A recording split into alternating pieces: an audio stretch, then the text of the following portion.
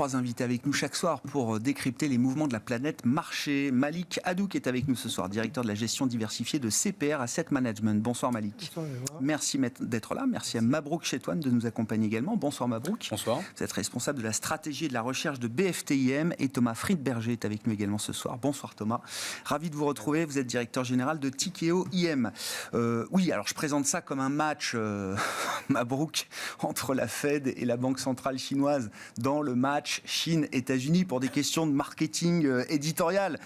Bon, il y a quand même deux histoires qui divergent là, entre une Fed qui s'apprête à resserrer peut-être avec un cycle de resserrement qui sera le plus rapide de son histoire, et puis la Banque centrale chinoise qui, depuis le début de semaine, a déjà pas mal agi sur ses taux d'intérêt. Première décision lundi, suivie d'une autre décision encore aujourd'hui qui vise à assouplir les conditions de financement en Chine en général. Comment on lit cette situation? Est-ce qu'il y a match ou pas? Et comment on regarde cette situation un peu à front renversé là, entre les deux grands mastodontes économiques du monde? C'est vrai que c'est la grande divergence, en quelque sorte, en termes de politique monétaire, puisqu'on a d'un côté la Fed qui fait face à des pressions inflationnistes, à une croissance qui reste effectivement vigoureuse par ailleurs, même si elle est en ralentissement, et donc, in fine, qui se voit contrainte de resserrer sa politique monétaire. Après, sur la vitesse, effectivement, c'est un point déterminant, et qui doit agir sur les différents canaux de transmission de sa politique monétaire, que ce soit le bilan, que ce soit les taux. Donc tout ceci, bien sûr, reste un peu en suspens. De l'autre côté, on a la Chine, qui, elle, fait face à des difficultés qui sont bien plus grandes en termes économiques, puisque la stratégie adoptée pour endiguer le virus n'est pas la même, donc ça induit finalement d'autres conséquences macroéconomiques. On a bien vu que même si l'activité en Chine, l'activité est en berne en Chine en quelque sorte, on a par ailleurs assez peu de pression inflationniste, donc finalement, et puis surtout un secteur de l'immobilier qui se porte pas très bien et qui est déterminant en termes de croissance économique. Le poids de l'immobilier, c'est à peu près 15% du PIB et chinois, et donc in fine c'est assez déterminant. Donc mécaniquement la PBOC a des marges de manœuvre et elle est peu contrainte, finalement peu exposée par ailleurs et assez peu sensible finalement à ce qui se passe du côté de la Fed. Donc finalement c'est deux histoires distinctes. En gros la Banque centrale de Chine fait un peu ce qu'elle veut, donc elle drive finalement sa politique monétaire, sa politique budgétaire par ailleurs, parce que ça aussi c'est un autre paramètre qui va rentrer en ligne de compte, et il y a eu des déclarations de la part effectivement du gouvernement chinois indiquant qu'ils allaient de nouveau soutenir l'activité économique. On voit que les émissions de titres de dette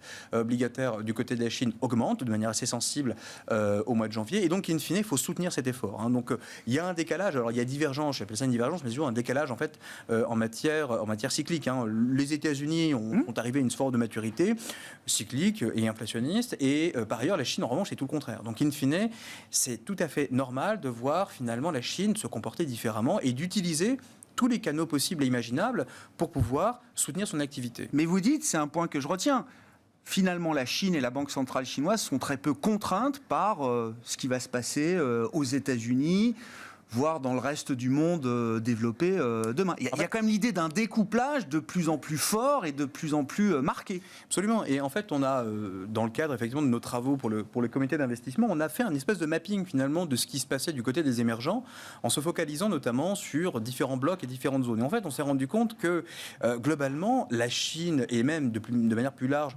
l'Inde et la Russie étaient assez indépendantes finalement de ce qui allait se passer. Ces économies sont très indépendantes de ce qui se passe sur la sphère dollar. Tout simplement parce que leur dette externe n'est pas libellée effectivement en dollars, ou assez peu, et finalement assez peu soumis aussi aux évolutions finalement des conditions monétaires et financières côté États-Unis.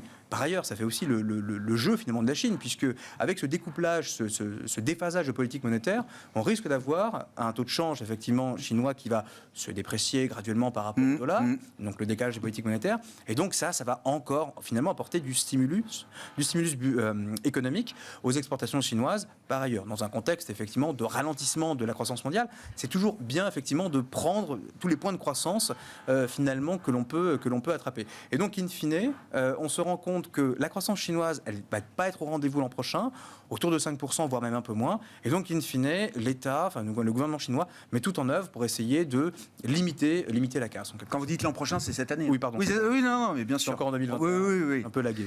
Encore quelques semaines pour se mettre à jour. Quel signal ça envoie, Malik ? La Chine, là, l'assouplissement chinois, alors qui était dans les cartes. Oui. Maintenant, il se matérialise là. Très honnêtement, on n'est pas surpris par la décision de la Banque centrale chinoise. C'était attendu, c'est peut-être un peu plus rapide qu'attendu en ce début d'année. il y avait matière à agir parce que la croissance ralentissait et ce qu'il disait exactement, il y a ce seuil de 5% sur lequel il ne souhaite pas descendre. Donc l'objectif de croissance, a priori, sera maintenu avec les Chinois. De toute façon, ils manipulent toujours les chiffres pour arriver à la fin. Année après année, je me souviens, il y a 10 ans, on prenait toutes les précautions. Maintenant, on dit très clairement, ces chiffres sont manipulés, c'est politique. Non, c'est politique, voilà. Oui, mais c'est très bien. Non, mais c'est pas manipulé, on est pragmatique, on est réaliste, il n'y a pas de souci là-dessus. Voilà, c'est l'affichage. On affiche des 5%, on les atteindra, on a atteint nos objectifs. On le dit clairement désormais. Donc il y a un découplage entre la Banque centrale chinoise et la Banque centrale américaine, effectivement. Et voilà, la Chine vit sa vie, mais pourrait être impactée si la Banque centrale américaine était beaucoup plus agressive. Et d'ailleurs, ça l'impacterait directement en termes de quelle manière ? Croissance économique. Parce que la croissance économique... Ralentissement de la consommation aux États-Unis, pas bon pour les exports chinois. Bien sûr, bien entendu. Donc, même si à l'heure actuelle, il n'y a pas de risque à court terme, mais si la Banque centrale américaine devenait beaucoup plus agressive, parce que Omicron, on l'oublie, c'est du passé, parce que la croissance va se maintenir malgré tout et que l'inflation est persistante, notamment du côté, le risque pour nous, c'est vraiment l'inflation salariale qui va entraîner, on le voit déjà aux États-Unis, le risque n'est pas là en Europe, on en reparlera peut-être tout à l'heure, mais c'est vraiment l'inflation salariale qui poserait un problème à la Fed et qui pourrait être amenée à intervenir plus agressivement, à la fois par la réduction de son bilan et par une hausse des taux beaucoup plus importante qu'anticipée. Et là, ça impacterait par ricochet la Chine en termes de croissance économique, en termes de potentiel attendu. Si je reste pour l'instant sur le sujet chinois, Malik, encore une fois, cet assouplissement monétaire de la Banque centrale chinoise que vous attendiez, qui arrive peut-être un peu plus vite que prévu, est-ce que c'est le signal ? Est-ce que c'est un feu vert ? Est-ce que c'est un go pour réinvestir, notamment les actions chinoises ? Oui. Ça y est. Oui. Très clairement, pas uniquement le marché actions chinois, le marché obligataire aussi chinois. Oui, c'est un go. Vous avez le signal ? On a le signal. Oui, non, mais parce que ça fait qu'on en parle avec vous, que vous êtes sur la retenue, exactement, en attendant justement un signal, et ça y est, vous l'avez. Ouais. Et en termes de valorisation aussi, il y a des segments, notamment le segment technologique chinois qui a atteint des niveaux de valorisation. On ne peut pas le comparer au secteur technologique américain. Je sais que c'est compliqué à le faire, mais quand même, il y a eu des baisses très prononcées sur certains géants du secteur technologique chinois qui nous apparaissent attractifs à l'heure actuelle, et c'est le moment de rentrer sur le marché chinois. Thomas, le match PBOC Fed, et puis cette idée de découplage quand même de deux zones économiques majeures pour les prochaines années. Alors, je vous laisse commenter, mais moi, ce qui m'a frappé dans l'actualité récente, c'est la question de Taïwan, qui semble quand même prendre de plus en plus de poids dans les décisions stratégiques des entreprises. On verra d'ici 2050 comment Taïwan se retrouve rattaché à la Chine, puisque les géopolitologues nous disent que ce n'est pas une question de si, mais que c'est une question de quand. Je voyais TSMC, alors au-delà des résultats de TSMC, c'est le plan de CAPEX, 120 milliards de dollars peut-être sur les 3 prochaines années qui vont être dépensés par TSMC pour construire des facilités de production aux États-Unis, en Allemagne, au Japon, peut-être en Australie. Ces entreprises-là se préparent à un découplage massif qui va être encore plus important que ce qu'on a vécu ces dernières années.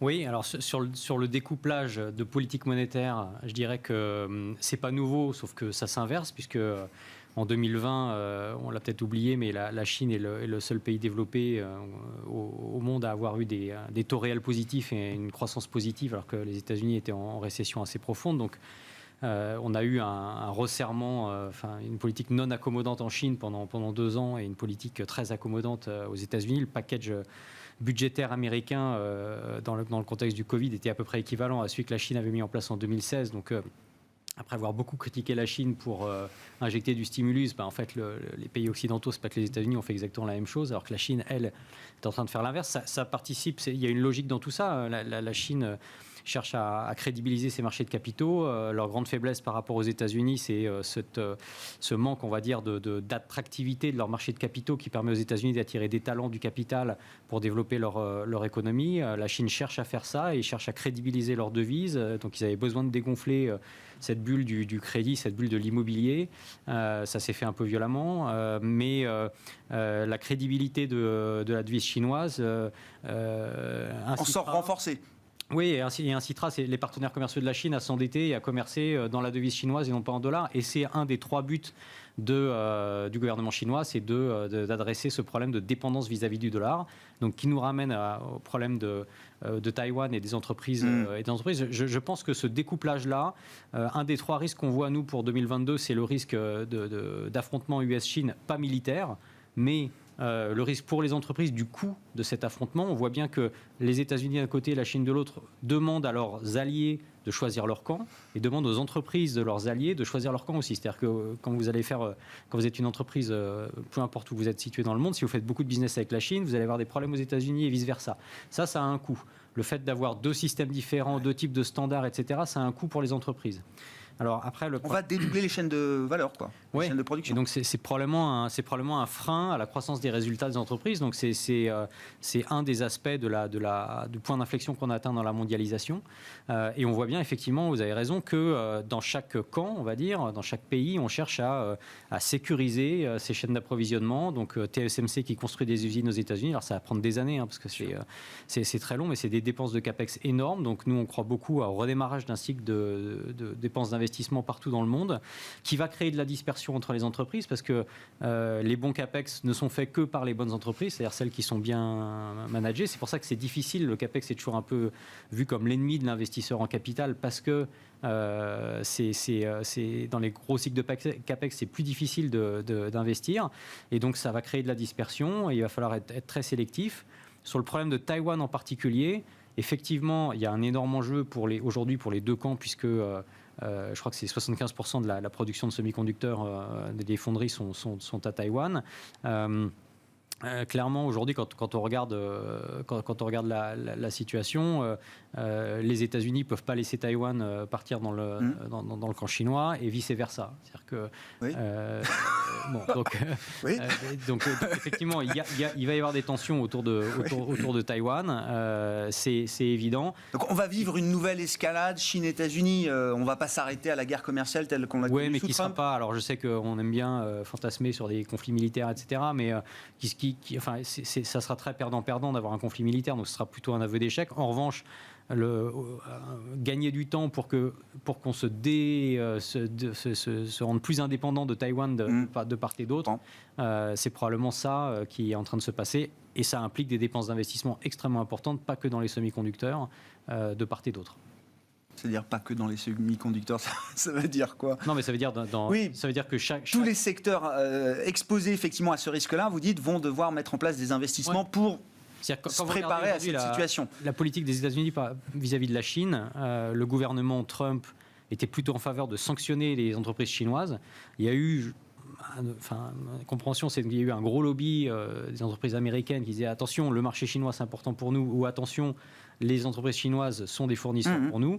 Aujourd'hui, la politique américaine semble être plutôt aider l'industrie américaine à être compétitive par rapport aux concurrents chinois. Donc ça veut bien dire renforcer son pôle de compétences, inciter les entreprises à investir aux États-Unis et à solidifier leur chaîne d'approvisionnement, à la rendre plus résiliente aux États-Unis. Donc c'est bien un découplage.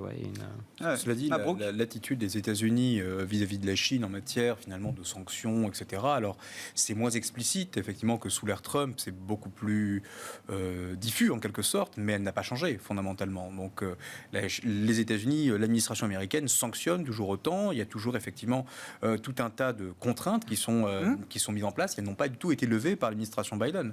Donc ça risque effectivement. Quelle nouvelle forme ça peut prendre? Parce que évidemment tout est taxé aujourd'hui de manière tarifaire, douanière, et on ne va pas revenir là-dessus pour l'instant. Donc c'est quoi la nouvelle forme d'affrontement à laquelle il faut se préparer sur le plan économique, financier? Le dossier finalement qui n'a jamais été traité, celui de la propriété intellectuelle notamment, donc qui a toujours été mis de côté parce que Trump n'a pas eu le temps de le traiter. Peut-être que Biden, effectivement, dans le cadre des midterms qui est qui sont mal engagés par ailleurs, va peut-être agiter finalement ce dossier-là pour essayer de finalement remonter un peu dans un électorat qui lui est pas encore acquis. Donc en tout cas, il sait que les midterms ne lui sont pas forcément acquises. Et donc in fine, on peut avoir un regain de tension, finalement une sémantique de nouveau un peu sévère et un peu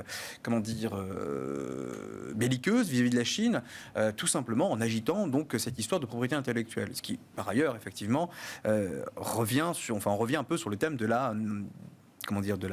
l'appropriation de la production, notamment de composants clés comme les semi-conducteurs, et qui aujourd'hui, finalement, est absolument déterminant. Donc, cette histoire n'est pas encore finie. Et surtout, alors j'aimerais juste revenir sur un point que Malik évoquait, c'est si la Fed effectivement se montre plus agressive, c'est qu'il y a des raisons. Les raisons, effectivement, ce sont les salaires. Ça, je suis entièrement d'accord. Mais quelque part, cette augmentation de salaire est aujourd'hui absolument souhaitable. Si elle n'intervient pas, on va avoir quand même des petits problèmes. C'est-à-dire qu'en gros, notamment sur la croissance des salaires aujourd'hui est clairement insuffisante au regard de l'inflation. Donc aujourd'hui, on a une croissance réelle des salaires qui est négative. Ça, c'est un problème. Alors, là encore, il faut faire un peu attention. Les salaires réels ont cru de manière absolument substantielle avec effectivement les chèques qui ont été distribués, etc. Donc ça, on le sait. Il y a encore un réservoir de croissance, un réservoir d'épargne, un réservoir effectivement qui est assez positif. Néanmoins, si ça se prolonge trop longtemps, et on sait bien que le temps... Il y a un sentiment d'appauvrissement qui risque de s'installer. Et effectivement, là, dans l'histoire, quand on regarde cette statistique de salaire réel systématiquement, et là, même si l'épisode qu'on a traversé, effectivement, 2020-2021 est très particulier, dès qu'on a cette série, en fait, qui rentre en territoire négatif ou qui s'approche trop de zéro et qui reste trop longtemps, finalement, voisine de zéro, c'est pas très bon signe pour la croissance. Et donc, in fine, quelque part, une Fed qui se montrerait agressive, ce serait le reflet d'une bonne nouvelle, notamment sur les salaires. Donc le côté effectivement effet de contagion négatif par le canal effectivement de la croissance peut-être un peu plus discutable. En revanche, effectivement, si on a un renchérissement des conditions monétaires qui est beaucoup trop fort, là effectivement on aura un effet négatif.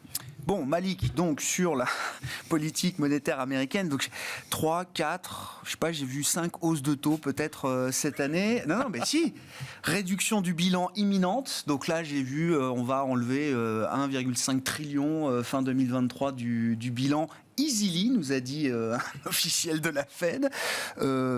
Pourquoi pas une hausse de 50 points de base dès le mois de mars pour choquer un peu le marché et montrer qu'on est très sérieux dans ce combat qu'on mène contre l'inflation qui sera un combat de longue haleine, nous dit Joe Biden. Bon, est-ce qu'on a tout mis là et est-ce qu'on atteint le pic hawkishness, comme on dit, le pic de durcissement monétaire, au moins dans le discours et dans les anticipations? Là, certainement dans le discours, on a atteint le pic. D'accord. Bon, le pic de ce qu'on pouvait anticiper. Moi, je me rappelle l'année dernière, le discours était que les banques centrales avaient bien préparé les choses et que leur communication était parfaite. Moi, je n'étais pas d'accord avec ce sentiment l'année dernière. On a dit ça ici. Oui. Et le revirement de situation de la Banque centrale américaine, notamment au sujet de l'inflation, est assez marquante. Mais bon, il y a aussi l'influence politique de Joe Biden qui a clairement demandé à ce qu'on prenne le sujet de l'inflation très sérieusement et qu'on le combatte, comme le disait mon collègue. Dans les sondages, il était tellement bas qu'aujourd'hui, il n'y a plus beaucoup de combats à mener, sauf celui de l'inflation. Et un peu plus de rigueur face à la Russie aussi, notamment. Parce qu'on parle de la Chine, mais il y a un autre axe qui va aussi poser problème en termes de géopolitique, c'est effectivement la Russie, avec tout ce qui se passe autour de l'Ukraine. Mais ce qui va importer pour les actifs risqués, c'est la rapidité avec laquelle cette agressivité va se faire, notamment en termes de remontée des taux, et donc de suivre de façon très précise les taux d'intérêt réels qui ont fortement remonté au cours des dernières semaines. On a pris 50 BP en l'espace d'un mois. Vous vous rappelez, l'année dernière, je disais que les taux d'intérêt réels étaient trop bas. Mais là, on était surpris par l'emballement au niveau des taux d'intérêt réels, puisque les taux nominaux ont fortement monté et l'inflation, en tout cas les taux d'inflation, sont restés bas. Et donc, c'est l'élément qui va jouer sur les actifs risqués, c'est la liquidité. Puisque la liquidité, c'est elle qui a emmené les marchés depuis 2 ans maintenant. Il y avait un excès de liquidité, un excès d'épargne. Est-ce que ce retrait de liquidité, qui se ferait de manière beaucoup plus prononcée, ne va pas finir par impacter négativement les actifs risqués et donc les actions? Nous, on pense que si les choses se font positivement, le marché action a la capacité d'absorber ces hausses de taux et la réduction du bilan, ça sera une autre affaire. Pourquoi Oui. Mais pourquoi est-ce que le sujet est venu sur la table? Parce que, encore une fois, le 15 décembre dernier, dernière réunion de politique monétaire de la Fed, je ne dis pas que Jérôme Powell écarte d'un revers de la main la question du bilan, mais c'est quand même un peu le sentiment qu'on avait à ce moment-là. Les minutes compte rendu de cette réunion publiée en début d'année là, ont complètement changé l'histoire. Pourquoi le sujet du QT, là, de la réduction du bilan, vient comme ça s'inviter dans le débat? Pour avoir, je pense, des marges de manœuvre disponibles en cas de retournement brutal dans 1 an et demi, parce que pour l'instant, c'est vrai qu'on estime que la croissance va se maintenir, même si on est certain d'une chose, c'est que le premier trimestre, il ne va pas être bon. On a l'effet Omicron, il y a les goulots d'étranglement qui se sont poursuivis, il y a la hausse des salaires, donc l'appauvrissement en termes de pouvoir d'achat, puisque les salaires réels ont baissé, donc on sait que le premier trimestre ne va pas être bon. Par contre, comme je disais tout à l'heure, Omicron, c'est du passé. Tous les États sont en train de relâcher la pression sur les mesures coercitives, et donc on peut s'attendre à un redémarrage là aussi.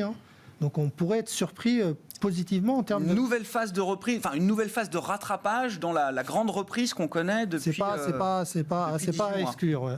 C'est pas à exclure.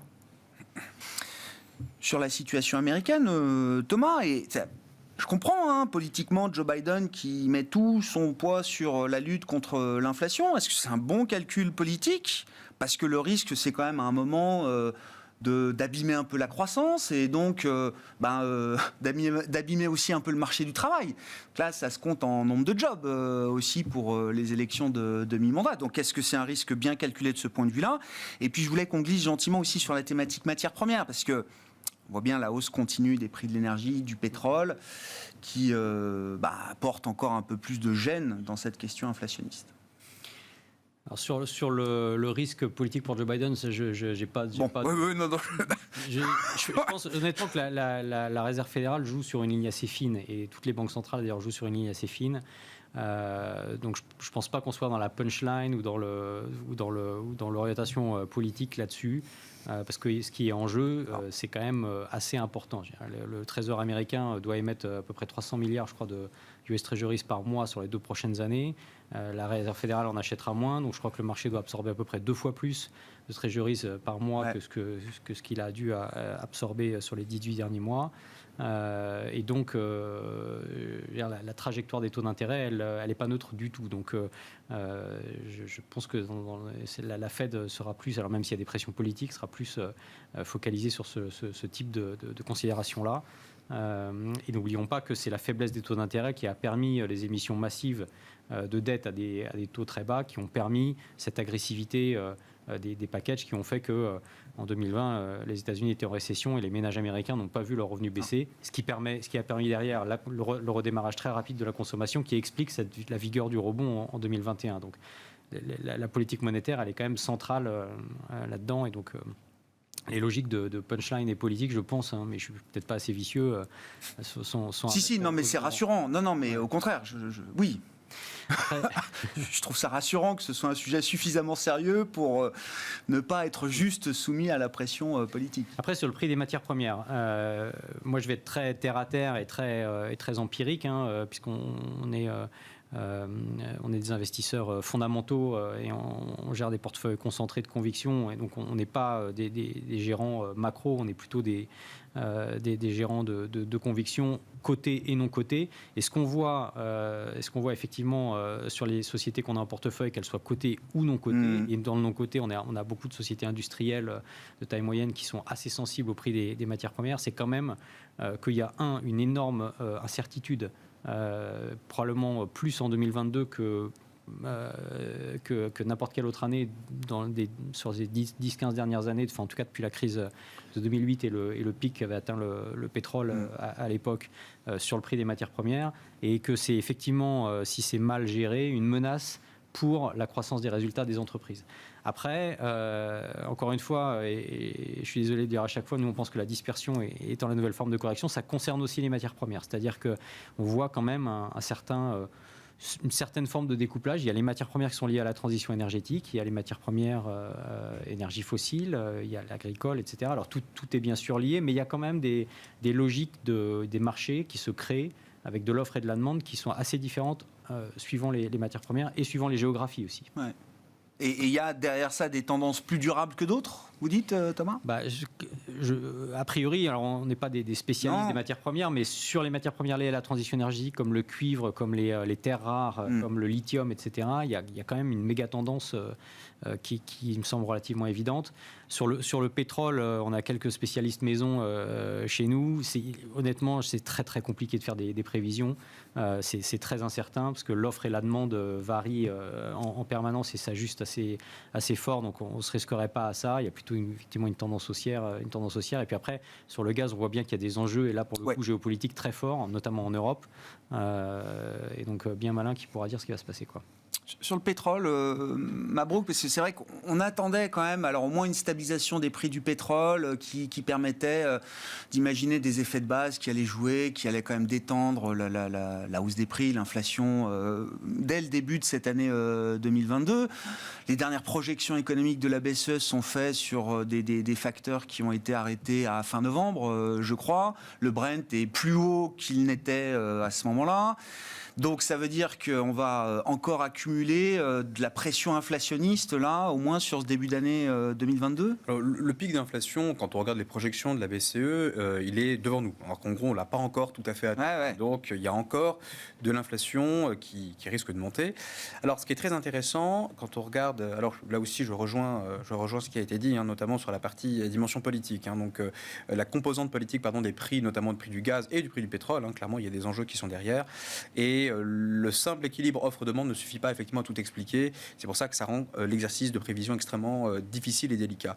Donc je ne m'aventurerai pas sur ce terrain-là. En revanche, non, mais ce que je veux dire, c'est intéressant, parce que ça veut dire que $100 sur le pétrole, pour vous en tant qu'économiste, c'est pas un prix fondamental. C'est qu'il y a une prime politique qui forcément s'est installée, qui explique qu'on puisse arriver à un moment à ce prix-là éventuellement. Il y a deux niveaux. Effectivement, il y a cette composante politique qui explique une surévaluation du prix du pétrole, puisqu'on joue effectivement, chaque pays joue sa partition en quelque sorte pour rééquilibrer ses comptes budgétaires. On pense à l'Arabie Saoudite, qui est effectivement une économie dispendieuse et qui dépense plus qu'elle ne reçoit, donc elle a besoin d'un prix du baril élevé. Et il y a aussi une composante aussi structurelle par ailleurs qui est derrière, dont on a parlé à plusieurs reprises, c'est le déficit d'investissement dans le secteur énergétique qui ne va pas être effectivement renforcé, aidé en tout cas par la transition énergétique. Encore une fois, on a une désincitation à aller effectivement ouvrir de nouveaux champs pétrolifères ou de nouveaux champs gaziers, tout simplement pour les raisons que l'on connaît. Maintenant, est-ce que c'est la bonne stratégie ? Je ne sais pas, mais en tout cas, la conséquence est qu'on a une pression haussière sur les prix de l'énergie. Alors, on pensait effectivement, quand on fait des exercices de projection, que l'effet de base lié effectivement à l'énergie allait se tarir et que cette contribution énergétique qui est extrêmement forte et qui a commencé depuis mai 2020, si je ne dis pas de mai 2021, allait effectivement se calmer progressivement. C'est 50% de l'inflation en zone euro, l'inflation globale. Prix de l'énergie au total. Oui, globalement, c'est ça. Donc la contribution, donc effectivement. Et le poids de l'énergie, c'est seulement 9%. Oui. Donc, dans le CPI. Exactement. Et donc, in fine, ce qui se passe, c'est que ça retarde effectivement cette décrue de l'inflation énergétique. Néanmoins, le problème que l'on voit, c'est que aujourd'hui, la volatilité de l'inflation, que ce soit les États-Unis ou la zone euro, ne vient plus exclusivement de l'énergie. Historiquement, c'est 80% de la volatilité de l'inflation qui vient de la sphère énergétique. Aujourd'hui, quand on regarde aux États-Unis, ce sont les services et le manuf combinés qui expliquent autant de volatilité de l'inflation que la sphère énergétique, et c'est principalement le secteur manufacturier, en zone euro qui explique la volatilité de l'inflation. Donc aujourd'hui, même si on a des prix agités, même si on a des prix qui montent, le problème qu'on a fondamentalement, c'est sur la sphère services et manufacturier qui continue finalement de progresser. Et c'est pour ça que le pic d'inflation aujourd'hui en zone euro aux États-Unis, il est devant nous, on le sait, c'est pas encore fini en fait cette affaire, et que globalement, on va juste avoir un retard finalement de cet ajustement des prix de l'énergie, de la contribution des faits de base, mais le cœur de l'inflation, il est encore effectivement haussier et devant nous. Et donc, in fine, finalement, donc, on comprend un peu la difficulté qu'ont les banques centrales aujourd'hui. Là encore, je rejoins ce que vous avez dit, c'est que les banques centrales agissent avec assez peu de marge de manœuvre, en quelque sorte, assez peu de visibilité sur l'inflation. Mais en même temps, ce que disait Malik est extrêmement juste, c'est que la Fed s'est acheté, entre guillemets, tout un tas, entre guillemets, de marge de manœuvre, pour avoir les coups des franches, pour agir, quelle que soit finalement la configuration. Et c'est là, finalement, où la Banque centrale se montre extrêmement, entre guillemets, maligne, en quelque sorte. Ingénieuse, oui, maligne, exactement. Oui, c'est ça. Donc, puisque, finalement, qu'on ait une reprise épidémique, qu'on ait une crise économique, qu'on ait autre chose, en fait, on a tous les outils pour pouvoir effectivement répondre à la configuration. Il faut être malin. Et ça, c'est smart. Dans le contexte actuel, il faut être malin. Sur les prix de l'énergie, sur les prix du pétrole, Malik, et puis je reboucle avec votre idée d'une économie qui n'est pas totalement rouverte. je sais pas, 50% du trafic aérien qui n'est pas revenu, par exemple. Alors, je sais pas, est-ce que c'est escompté là dans les prix du pétrole et dans les prix des matières premières? Donc, $100, je sais pas, est-ce que, bon, sans faire de prévision boule de cristal, mais est-ce que c'est possible, probable, etc. Et puis, venons-en à la BCE, parce que la BCE communique sur cette inflation énergétique, désormais, qui devient un peu centrale dans son analyse, y compris dans son analyse de long terme. Et sur la BCE, je voulais savoir pourquoi le marché ne croit toujours pas Christine Lagarde quand elle nous dit qu'il n'y aura pas de hausse de taux cette année. Donc, voilà Sur les prix du pétrole, je serais comme mes collègues, j'aurais du mal à donner une estimation du prix du pétrole, du vrai prix du pétrole. Mais en tout cas, on connaît les raisons pour lesquelles les prix du pétrole ont récemment monté. Hein. Ça a été évoqué, hein. Le manque d'investissement dans l'exploration, notamment. Le fait qu'on pensait que le nucléaire aussi prendrait une place beaucoup plus prépondérante. Mais depuis, on a des problèmes. On voit ce qui arrive en France aujourd'hui avec les centrales nucléaires. Donc ça joue aussi. Vous avez la Russie et le gaz. On manque de gaz en Europe. Et donc, il y a une relation aussi avec l'évolution du prix du pétrole. Et puis, il y a la demande qui a été soutenue malgré tout. Et vous avez raison d'évoquer qu'il y a certains secteurs qui ne sont pas du tout repartis et qui pourraient amplifier ce qui va se faire. Je pense que tout le monde va commencer à ouvrir parce qu'on se rend compte qu'Omicron, voilà, il est contagieux. Mais il y a aussi l'automobile. Il y a des secteurs comme cela qui ne sont pas repartis, qui pourraient amener un rebond du prix du pétrole. Donc je pense que c'est un secteur sur lequel il faut rester positionné à l'heure actuelle. Sur la BCE, il faut croire Christine Lagarde? C'est la question. Est-ce que le marché ne comprend pas bien ou est-ce qu'il y a un problème de confiance? Non, je crois que sur l'inflation, c'est vrai que le pic de l'inflation est peut-être devant nous. Je pense qu'il est pour mars. Et puis ça va commencer à décroître. Il y a un effet de base qui va jouer quand même, qu'on estime de l'ordre de moins 0,5 en Europe. Donc on va commencer. Et puis il y a certains prix industriels qui ont fortement monté. J'aurais du mal à penser qu'ils vont continuer à progresser aussi fortement qu'ils l'ont fait. Donc pour nous, il y a 90% de chances qu'il n'y ait pas de hausse de taux en 2022. On laisse ces 10% parce qu'il y a une incertitude s'il y a une accélération à nouveau de la croissance économique avec les salaires. Même si en Europe, les salaires, ce n'est pas un sujet, puisqu'on a vu que pour le 4e trimestre, la hausse des salaires était contenue en dessous des 2%. Ouais. Donc, avec une inflation qui est à 5, on voit qu'il y a un pouvoir d'achat qui est quand même... qui est quand même mise à mal. Hein. Donc il y a des discussions salariales qui vont être sérieuses en Europe, a priori. Oui, moi j'ai plutôt tendance à croire qu'il n'y aura pas de hausse de taux en 2022 et que ce sera plutôt pour 2023 côté BCE. Même si pourquoi le marché insiste dans cette idée? C'est une question de probabilité. Veut forcer la BCE à agir parce qu'il est en train de lui dire la Fed risque d'accélérer, donc il va falloir que vous vous ajustiez. Vous ne pouvez pas rester comme ça. Ça s'est déjà vu dans le passé. Oui. Je veux dire, en gros, sous Mario Draghi, la Fed avait accéléré en démarrant avec Yellen, Powell a continué, la BCE n'a rien fait, et pourtant, elle a commencé tout simplement à réduire la taille de ses achats, le ramenant à zéro. C'est ce que Christine Lagarde compte faire par ailleurs. Ouais. Donc en gros, elle a clairement annoncé. Et là, pour le coup, autant j'ai pu être un peu critique vis-à-vis finalement de sa communication un peu hasardeuse au départ, etc. Mais néanmoins, je trouve que ces deux dernières communications ont été extrêmement claires. Premièrement, l'inflation, effectivement, va refluer. C'est pas un risque. Et quand on regarde effectivement la composition de cette inflation, fondamentalement, on voit bien que ça peut pas tenir en zone euro à ces niveaux-là. C'est pas la même chose qu'aux États-Unis. Et deuxièmement, encore une fois, la trajectoire du programme d'achat de la BCE est extrêmement clair. On ramène tout finalement sur un niveau de 20 milliards APP fin de l'année 2022. Après, on verra. Et honnêtement, il n'y a pas lieu de se presser, entre guillemets. Il y a une telle... Je sais bien, c'est juste que le marché continue de pricer, et même avance le pricing de la hausse de taux de décembre à septembre. Mais le marché teste. Le marché teste la crédibilité de Lagarde, teste la crédibilité de l'institution et de la BCE, et je pense que Lagarde tiendra. Parce qu'aujourd'hui, encore une fois, la BCE ne peut pas se permettre, la zone euro ne peut pas se permettre d'encaisser une hausse de taux. C'est gênant quand même qu'elle le répète et que le marché bronche pas. Non mais très bien, non mais à la limite, il finira par plier. Donc c'est la répétition, c'est de l'enseignement, c'est pareil. C'est de la pédagogie, quoi. Oui. C'est les taux longs qui s'ajustent. Voilà. Ouais. On est passé subrepticement au-dessus de zéro sur les taux 10 ans allemands. Voilà, c'est le marché joue son rôle.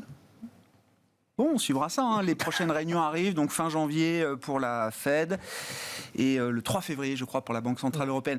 Il nous reste quelques minutes, juste pour sortir un peu des banques centrales.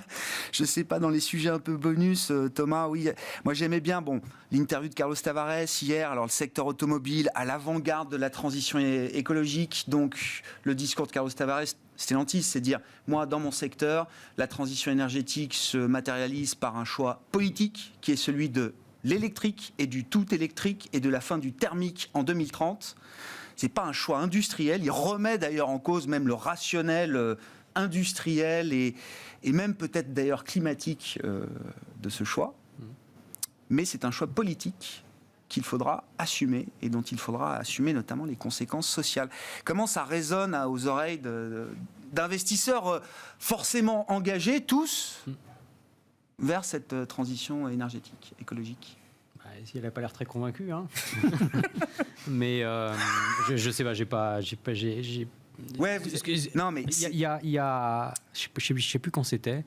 Il y a un grand CEO français qui a dit Tesla vendra 1 million de voitures par an, ça n'arrivera jamais de mon vivant. Ouais. Bon. Il n'est pas mort. Il n'est pas mort, et il y en a 1 million de voitures par an. Donc voilà, Tesla a pris le marché. Tesla vaut plus en capitalisation boursière que tout le secteur automobile mondial réuni. Et derrière, il y a une tendance qui s'enclenche effectivement extrêmement forte, avec probablement la Chine, qui est quand même un gros marché automobile, qui s'y met massivement à l'électrique.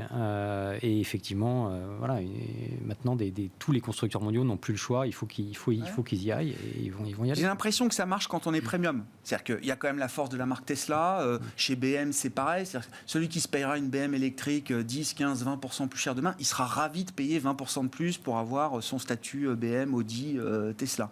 Visiblement, Carlos Tavares, il dit, pour la voiture de monsieur et madame tout le monde, ça marche un peu moins. Moi, j'ai eu un surcoût de 50% avec l'électrique par rapport au thermique. Ça implique que mes gains de productivité, ça doit être 10% par an, là où je suis à 2-3% difficilement, péniblement sur les dernières années. Ouais, donc, on voit bien l'équation là qui se met en place. Oui, ça va pas être évident parce que effectivement, il faut que les véhicules d'entrée de gamme restent abordables. Il faut que les gens puissent les acheter. Parce que 2030, fin du thermique.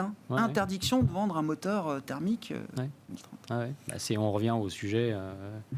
Fin du monde, fin du mois. Donc, alors, bon, pour reboucler sur la partie inflation,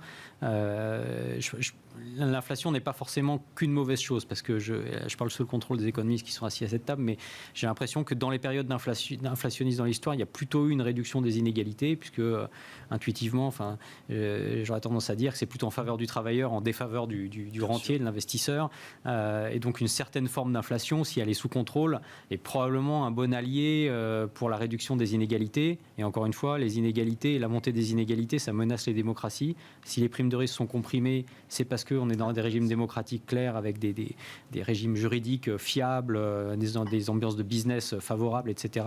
Si les démocraties sont déstabilisées par les inégalités sociales ou une immigration massive qui viendrait des changements climatiques, les primes de risque vont s'écarter. Donc une certaine forme d'inflation, c'est pas forcément une mauvaise nouvelle pour le monde à long terme.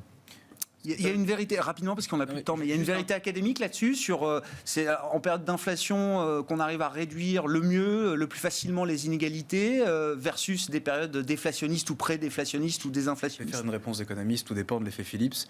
Et voilà, donc... non, mais en gros, si on a la transmission vers les salaires, oui, si on a une redistribution de la valeur ajoutée du gâteau, entre guillemets, vers un peu plus finalement de rémunération du facteur travail que de capital, oui, en effet, mais là encore, c'est pas ce qu'on a vu sur les 15 dernières années. Alors, la vérité, effectivement, c'est qu'on n'a pas eu d'inflation. Donc, non, c'était la stagnation séculaire les 15 dernières années. Donc là, on va voir, effectivement, si on a justement ce changement de paradigme qui s'opère. Mais juste un point extrêmement, que je trouve vraiment fascinant, c'est que pour la première fois, dans le cadre, effectivement, d'un changement, on va dire, d'orientation stratégique sur le plan industriel avec la génération électrique, on évoque la question sociale. Et ça, effectivement, globalement, je pense que c'est le premier à avoir dit attention au coût social lié en fait au changement de paradigme, lié au changement, enfin aux conséquences du changement climatique et aux orientations stratégiques industrielles. Ce qu'il dit, Carlos, est-ce que je vais pouvoir vendre mes voitures? Il y a un risque de consommation, un risque social derrière. Et qu'est-ce que je fais avec mes usines? Là aussi, on La réponse. boucle tout de suite sur le risque social. Malik, non, pour conclure? Non, je suis d'accord avec ce qui est dit. Parfait. Eh ben, on s'arrête là. Merci beaucoup, messieurs. Merci à vous trois. Merci d'avoir été les invités de Planète Marché. Malik Hadouk, directeur de la gestion diversifiée de CPRM, Mabrouk Chetouane, responsable de la stratégie et de la recherche de BFT-IM, et Thomas Friedberger, directeur général de Tikeo IM, étaient nos invités ce soir.